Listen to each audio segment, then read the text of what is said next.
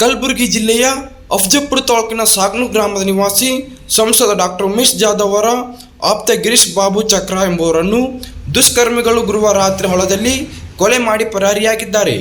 ಇತ್ತೀಚೆಗಷ್ಟೇ ಗಿರೀಶ್ ಬಾಬು ಅವರನ್ನು ದೂರ ಸಂಪರ್ಕ ಇಲಾಖೆಯ ಕಲಬುರಗಿ ವಿಭಾಗದ ಸಲಹಾ ಸಮಿತಿ ಸದಸ್ಯನಾಗಿ ನಾಮನಿರ್ದೇಶನ ಮಾಡಲಾಗಿತ್ತು.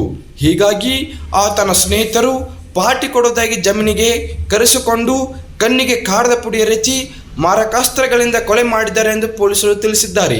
ಗಾಣಗಾಪುರ ಪೊಲೀಸ್ ಠಾಣೆ ವ್ಯಾಪ್ತಿಯಲ್ಲಿ ಘಟನೆ ನಡೆದಿದ್ದು, ಆರೋಪಿಗಳ ಪತ್ತೆಗಾಗಿ ಪೊಲೀಸರು ತಂಡ ರಚಿಸಿದ್ದಾರೆ.